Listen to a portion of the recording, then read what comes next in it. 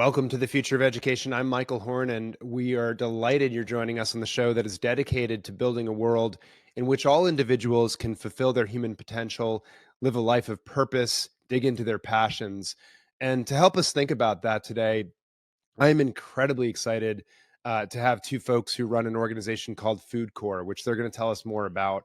But one of them is one of my college friends, Curt Ellis, and the other is his co-CEO, Rob Harvey. So first, without further ado, both of you, welcome. It is great to see you. Thanks for having us. Thanks for having us, Michael.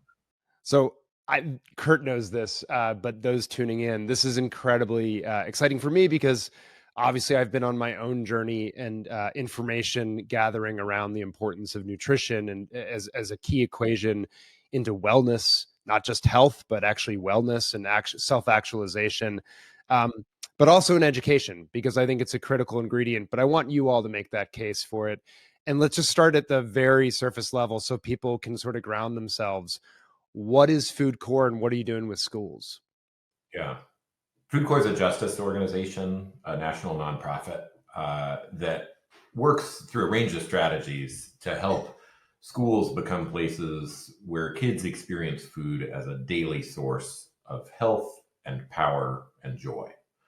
And we do that work through direct programming. We have a nationwide team of a couple hundred AmeriCorps members who are either working at the school level, building school gardens, teaching hands-on lessons about food with kids, or at the district level, where they're helping shift what's on school lunch trays to make that food more scratch cooked, more locally sourced, more culturally affirming for the kids in that community.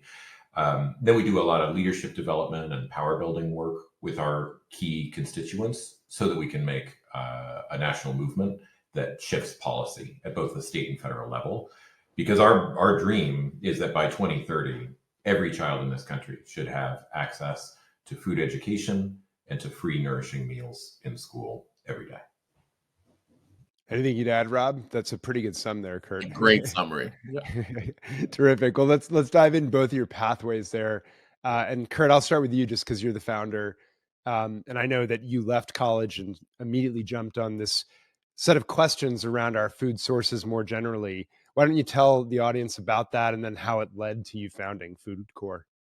Sure. I got really interested in food as a prism, where you peer into this thing and you see our nation's greatest challenges refracted. You see challenges of public health, you see racial and social injustice, you see the environmental sustainability. Food really is at the center of so many of the things that matter.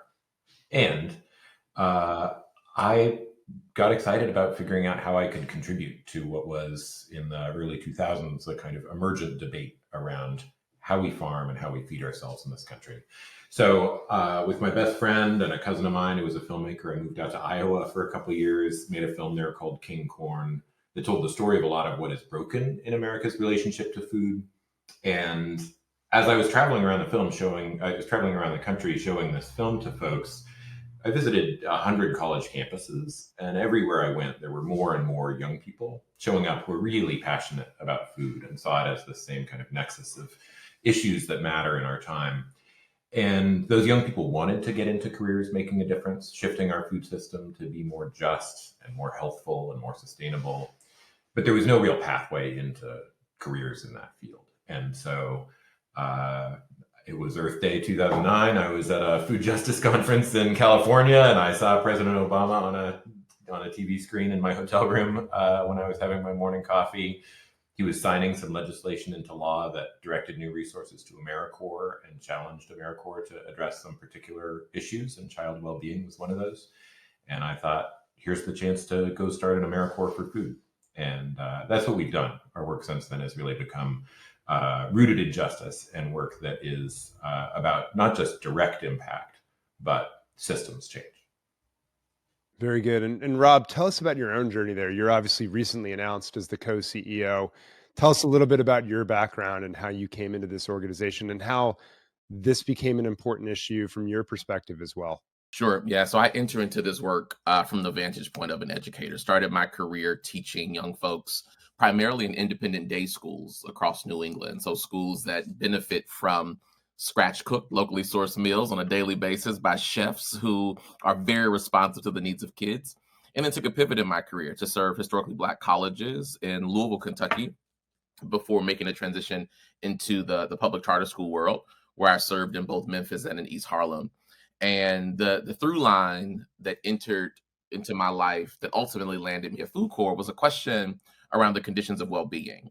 And having to ask from the moment I arrived in Louisville, serving 99% first generation Black students who all qualify for Pell Grant, which means they all came from lower socioeconomic contexts, was a question of what are the conditions of well-being that institutions and communities of learning must take seriously in order to produce young folks in the world who are global citizens, democratically advancing, justice oriented, but also just well in their bodies, well in their minds, well in their states of navigating deep intersectional traumas and poverties.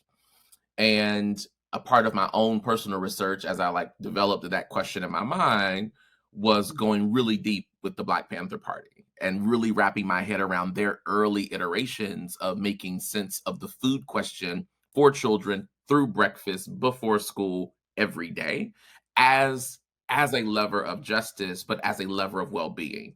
And that then led me to, researching a little bit of Dr. King's latter work, where he was deeply committed to that intersection of classism and racism. And there was one quote in particular that he offered at a speech at the Atlanta Club, where he said that I have the audacity to believe that everybody can have 3 meals a day for their education. And it was a anchoring moment for me that I have the audacity to believe the same thing. And then leading a network of schools through COVID, that question got crystallized in terms of its importance. And I will never forget when we shut down all of our buildings, March 12th, 2020, my 1-year anniversary of leading that network. The first question we paused to have to wrestle with was feeding children, and feeding children every single day, including children who were in the household that did not go to our schools, including family members who were in the household who were adults, who we know were going to have economic lapses in their capacity to provide for their families. And all of that, as I was reflecting on what my next moment of impact needed to be in the world, led me to FoodCorps and led me to making sense of the fact that schools and communities of learning have a responsibility as one of the most centralized places of well-being and daily life for kids to answer that question to the best of their capacity. So Rob, just stay there for a moment, because I'm curious how you found how you and Curt connected, right? Like, how did you, was FoodCorps in the charter schools? Did you go seek it out because you had this puzzle that you had to figure out what's the right organization to make that impact at scale? How did you all find each other? Yeah, so the answer to those questions are no and no. That FoodCorps was not a part of my ecosystem, to be fully transparent. I never heard of it before stumbling upon it. And I truly stumbled upon it through a friend of mine who knew the question I was holding around what I wanted to do in terms of impact. And literally through a LinkedIn search of my friend, who said, yo, I see this organization that's looking for a president, and you're raising some of these questions. They seem to be trying to navigate some of these same questions, and give it a shot. And literally, and Curt knows this, of all the things I was pursuing and questioning in the world, it was the only non-executive search led thing I decided to pursue, and here we are. Very cool. Very cool. Let's shift into the why behind what you all do. And I want to come at it from this vantage point, which, and Rob, you probably hear this all the time, because I suspect we know a lot of charter leaders in common in New York City, and I hear it from them a lot of times, is, sort of the schools ought to stick to their knitting, stay in their lane. Yes, there's a lot of basic needs in the world, but that's, schools try to do too much as it is. So why in both of your views is, food a critical part of the school equation? Let's put it that way. Yeah. I'm happy to start. So I have heard sentiments like that many times from colleagues and even dear friends of mine. And my response has always been, we made a decision at the beginning of the creation of a public education infrastructure for every indicator that impacts a life to be a part of our knitting.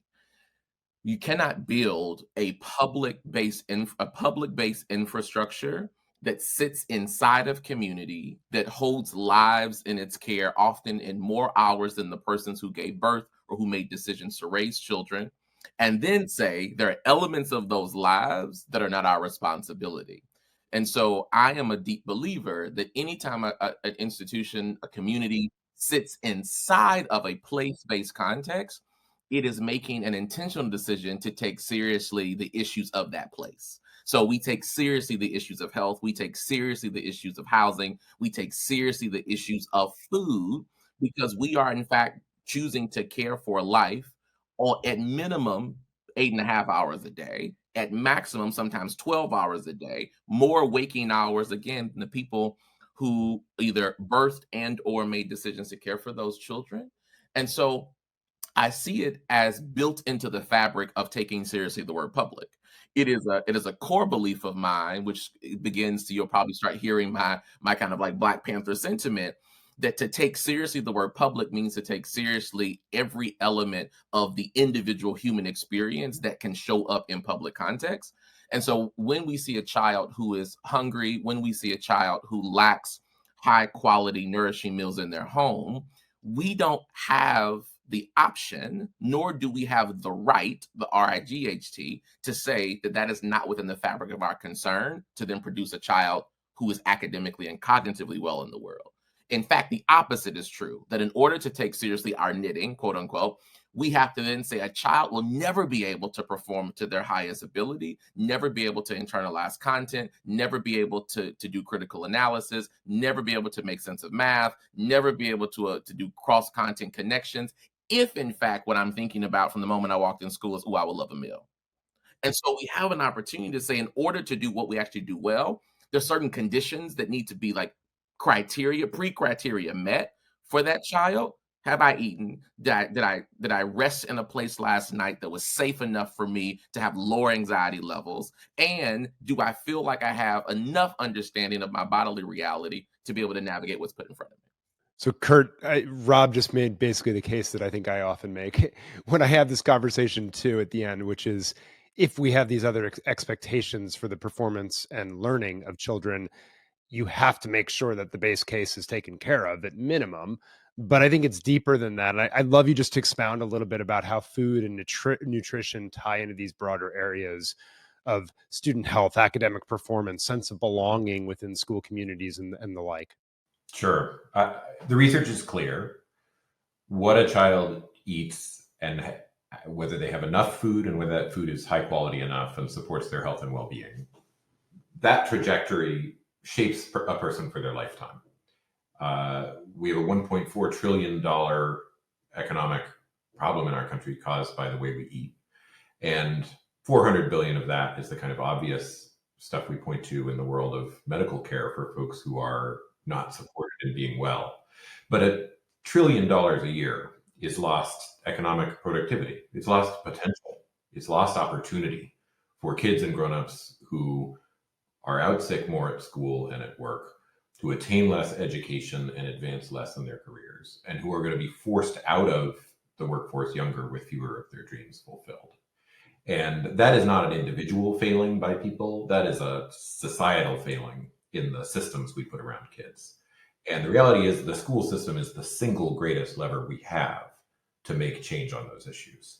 There are 7 times more school cafeterias in America than there are McDonald's. Children spend half their waking hours and often eat half their daily calories in school. In every single community, the most important place where food and health happen is a school building. And so we have a tremendous opportunity to start seeing food not as some kind of cost center that education stakeholders should minimize. Let's cut to the minimum amount of time for lunch. Let's cut to the minimum amount of spend on the meals, but actually see it as a value center. See it as an impact center. If we invest in food, it becomes a tool for joy and power and health and agency and belonging for kids that is tremendously powerful. And it's a pretty extraordinary teaching tool too.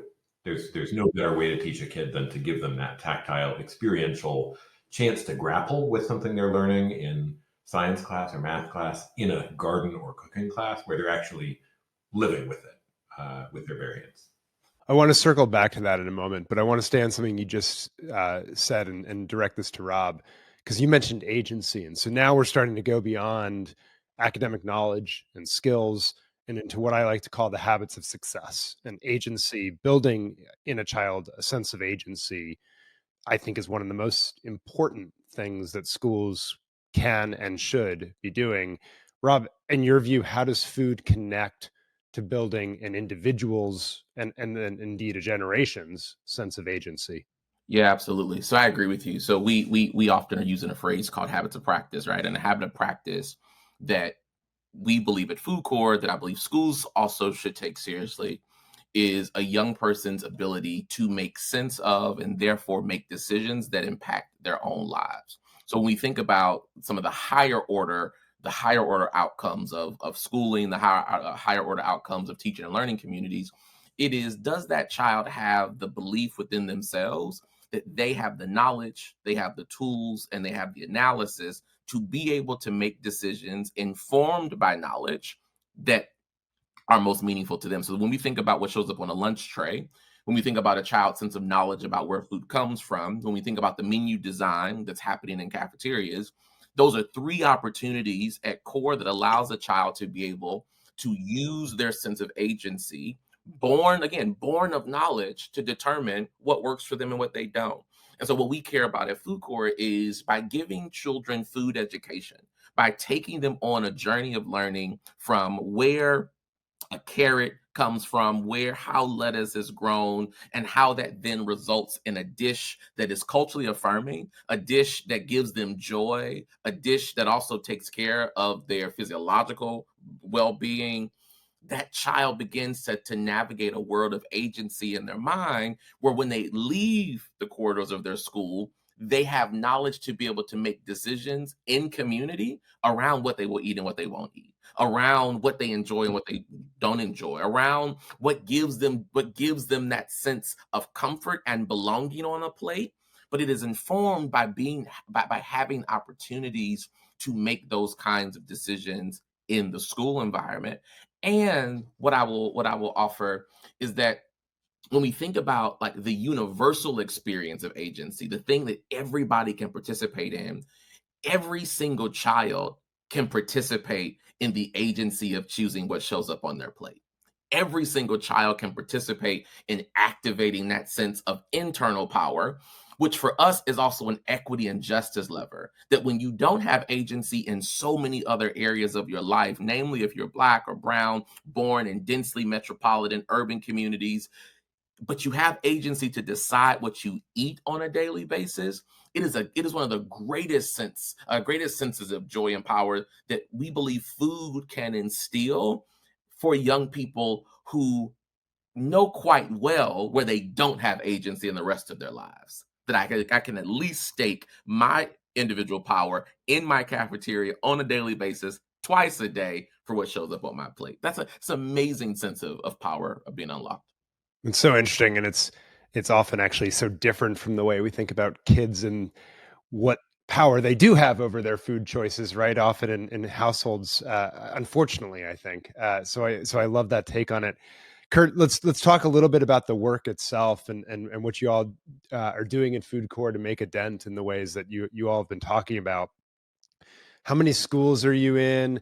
What are those programs like? What does it look like to grow the food in maybe an urban school, and sort of the life cycle, right, of not just growing and then eating, but learning through those gardens? Get us a little more concrete in the what. Yeah, so FoodCorps serves at our direct level a couple hundred schools and districts across 17 states. Our work in those places is either or both of school level work, where we're helping put in place great hands-on food education for kids that advances mastery through food literacy work, that advances agency through the kind of things Rob's talking about, getting kids involved in reshaping the menu, giving kids the skills they need to grow food that then can show up in their schools. and belonging, because we work to help kids have an experience of food in school that lifts up and celebrates the beautiful cultures that are present in that particular place. That's our school level work. Our district level work is really about supporting menu change. We embed AmeriCorps members within school nutrition teams where they help districts make the conversion to scratch cooking, make the conversion to having more locally sourced, farm direct, minimally processed fresh fruits and vegetables coming in, and make the shift to student-driven, culturally affirming menus by doing recipe development and making sure the link between things that are getting tested or voted on by kids then get shown up at large scale in school lunch menus. That direct impact work is all organized around the multi-year goals of our school and district partners. We really see ourselves as being in service of what the local vision is for how food education and great nourishing meals in school can be advanced. From that direct impact work, we do a lot of leadership development work, in particular work with FoodCorps alums, with children and families and caregivers to help them find and exercise more of their agency around food in school, and with BIPOC school nutrition leaders. We convene a really extraordinary network called FoodCorps, Food Operators and Leaders of Color in Schools, who's an intergenerational peer mentoring space and creative space for visionary and entrepreneurial school nutrition leaders to advance in their careers and bring fresh thinking to their communities. Then we do a lot of policy work. It's both state level in places where FoodCorps is the right organization to lead in that work, or federal level. And our policy goals are really organized around making school meals free for every student, and then elevating what those school meals look like through support for scratch cooking. So we advocate for additional funding for cafeteria infrastructure and school kitchen infrastructure. Local sourcing. So we, in Connecticut, just got a great win through the coalition we're part of there that introduces local purchasing incentives. So if schools and districts are buying food from local farms, they get some additional resourcing to do that and bring that beautiful, fresh, healthy food into schools. And we invest in the food education workforce and the school nutrition workforce from a policy standpoint. All of those add up to a future where we believe every kid can and should have free, nourishing meals in school and access to hands-on food education. Gotcha. And so I think the natural question then is, as you started to segue into some of the policy work and establishing the conditions for what you do, is what is the state? Like, how would you characterize it beyond, the direct schools and districts you are supporting? How would you characterize the state of food and nutrition education in schools across the country? And maybe, Rob, a question for you out of that is the state of understanding of leaders of these districts and systems of the importance of this lever and component of a child's well-being. I'll start by naming three underlying dynamics that I think are in play, and then we'd love to hear from Rob. I think there has been progress in very significant ways. What we've seen in school meals since the kind of low point of the 1980s, when we were defunding school meal programs very significantly, declaring ketchup a vegetable, moving everything to be heat and serve kind of operation. We've seen the rise of a lot of really beautiful practices, farm to school practices, school garden practices, scratch cooking on the rise. So progress is part one. That march of progress is really real and happening and should be celebrated. Part two is it's a time of real pressure. School leaders are, of course, under extraordinary pressure to regain the academic ground that was lost during the pandemic. And that often is resulting in things like shorter lunch periods or less time for experiential learning in school gardens, or a divestment of meal quality at a time when inflation and labor shortages are putting a lot of pressure on what schools and districts can serve to kids. And then the third element is potential. There is amazing work happening in state level policy right now in particular that is unlocking free school meals for children across 8 states at this point, and more getting ready to line up for that expansion. And really exciting investments in things like California is doing basically a wholesale conversion to scratch cooking right now, like really extraordinary investment in professional development for school nutrition professionals so that they can cook fresh, healthy meals using fresh local ingredients. So those are the three things I'd lift up: progress and pressure and potential, all kind of crashing together right now. Rob, as you start to answer what leaders' recognition, right, of those levers is, I'd love you to also just dig into one part of what Curt just said, which is, and I see this too, where a school leader will say, or district will say, gee, we got to have shorter lunch periods because that's what's going to get math learning back. Or, gee, it's not just frankly food, right? I'll see, gee, you were acting out, therefore I'm taking your recess away, right? And that impacts movement and physical health in my mind. How does that connection play out? How are leaders learning about this? Are they learning about the importance of these elements? Yes, it's a great question. And what I am finding in conversations with colleagues is that answer is why. That on average, most school leaders, particularly those who are operating schools in contexts that have deep literacy gaps, have deep opportunity gaps, are not prioritizing food education and prioritizing the food experience, and in part born of their own trauma of expectation of accountability built into the state and built into federal resourcing. And so, to some degree, I have great grace and understanding for school leaders who are struggling to figure out how to prioritize food ed amidst a set of competing priorities when you have to submit your annual report card to the state authorizer or to the accrediting body, that nowhere on that report card does it say, how's food education happening with your 10,000 kids? And because you don't have to answer that question, but you do have to make a case of how you are demonstrating literacy gains and demonstrating math gains in order to not risk the school leaders are immensely stuck. And so what happens is we wind up relying on and therefore defaulting to very conventional notions that time equates to progress, right? That if we cut this to add more time to math, then students will all of a sudden learn more, versus a posture I took when I was leading schools, which is it is not amount of time in isolation, but it is in fact practices that are happening. So if we lean into bodies of knowledge that we know about science of reading, we know that we don't actually need a 2-hour block for an effective internalization to happen around literacy, that we can give a child 40 minutes to eat and enjoy community with their colleagues and with their friends and still see demonstrated gains. I'm a firm believer, though, that what it will take a set of school leaders to be willing to make the risk to go see another model.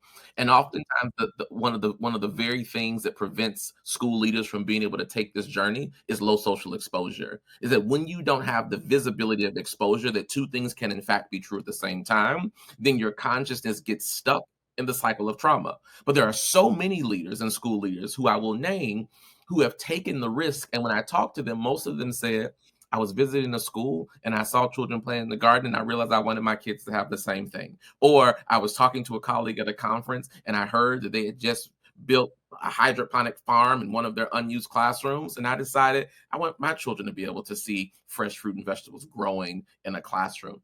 And so we have an opportunity to continue to increase exposure through conversations like this and others, where school leaders can, in fact, give themselves the spaciousness to pause and ask, can something else, in fact, be true? That is there an alternative way for me to take this journey with my young people? And then lastly, to what you raised up about like recess and others, because we have increasing intersecting traumas, namely post a COVID world, we are seeing more and more schools default to more body policing methods that take away senses of joy and power and agency for children. And again, these reactions are reactions born of a set of leaders who are often up against the wall every day with a set of questions and a set of demands that transcend their expertise area. And so it requires high social exposure. It requires deep conversational engagement with alternative methods. And it requires work like FoodCorps to show up and show teachers and to show administrators and to show district leaders we have an alternative that can do multiple things at one time. That can be both a literacy moment for your young people and a hands-on moment and a joy-filled moment and a moment of agency. Oh, and a moment of mastery, up and a family engagement moment and a math moment all in one lesson. And that becomes a great unlock. Gosh, I love so much of that. I'm going to dig in a little bit here too, because I feel like what I'm learning is I love the way you give empathy and understanding for why this is occurring. And the importance of high social exposure seems a critical element so that we can change the narrative of, instead of these allocations of time being in competition with each other in some sort of sense of zero sum, instead we say, actually, good food and nutrition works toward your reading and math goals. Good food and nutrition, actually, by the way, especially when born in a scratch kitchen where you're designing menus and things of that nature, is going to give you an exposure to language and literacy that is going to improve you in the long run. It's going to, more science opportunities, that's going to improve your literacy as well. I mean, that's a whole nother conversation, the cutting of social studies and science in favor of larger reading and math blocks, when we know literacy, after you learn how to read, becomes knowledge, which means all the other areas, right? So it's so much I love here. I guess I want to end with both of you in terms of the policy piece that you touched on. And the curiosity I guess I have there is twofold, and just because I've kept you both over what I said I would. So I'll try to combine it, which is always dangerous. But I'm curious, one of my perspectives seems to be sometimes we put into place policies that have seem good toward, valuing good local sources of food, and have unintended consequences sometimes. And I'm curious for you just to sort of name what you've seen in that area and what a more helpful policy framework or orientation might be, so that we can sort of end on principles. And I guess the second one, you've mentioned this a couple times, Curt, about the universality piece of this. Eight states, I think you named, Massachusetts is one of them where I am, to go to universal school meals and the like. And I'm just sort of curious the trade-offs there, because it struck me that, just to be direct, right? Kids in my household have a lot of resources going toward their meals and nutrition and education, and others don't. And so I'm just sort of curious the trade-offs between, or the logic, I guess, maybe for universality versus more targeted, for those who maybe need the resources the most. And I'm just sort of curious how you both think about that. I start on the trade-offs piece, because I think the logic framing you offered makes more sense to me than the trade-off framing. That's because the value of making school meals free for every child is that it fundamentally changes the role of food in school. It goes from being some kind of service that is offered to kids who qualify, or something we charge other kids for. It goes from being a business that is in the business of trying to make money to being a part of the educational experience. It is a part of what every school can then provide to every child, is a shared and communal experience, gathering around the table, breaking bread, and finding common ground. That's a powerful thing that we deeply need in this country, and we need it to start in our schools. Yeah, I second that. And I continue to hold where I opened up, which is that when we think about the dimensions of classism that have continued in public context, when you remove the mind that those kids need it and my kids don't, you also lower the stakes by saying, what does it look like to say that this value of a nourishing meal is in fact the place where income stops being a marker of difference in a context that is meant to be public and communal in the first place. So let's build a community that is built on public ideals and democratic concepts, but let's also keep one factor in place that reminds children on a regular basis of the class that they are not a part of, because these folks can pay. Let's just make sure that it's universal for these sets of children.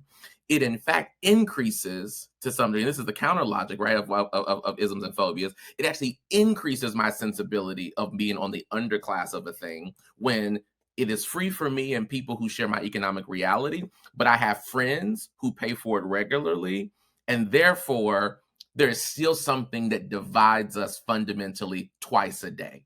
Versus in this context, I go home knowing my point of difference. I go home having to live through my ism. But in this context, in this community, I actually get the freedom of liberation to not be reminded for at least 8 hours that something does in fact divide us. That is in fact one of the highest embodiments of the democratic ideal. That can we create the conditions for people to transcend the isms that we know they have to carry in their daily lives outside of this place? Can we at least give them the opportunity to lower that sense of trauma for 8 hours a day while they're in community with their friends? I think that's a really beautiful place to leave the conversation. Rob, Curt, really appreciate you joining me, doing what you're doing for kids and communities in schools all across the country, and the continued work that FoodCorps will do. Thanks so much for being with me. Thanks, Michael, for having us. Thanks, Michael. Yeah, you bet. And for all those tuning in, we'll be back next time on The Future of Education.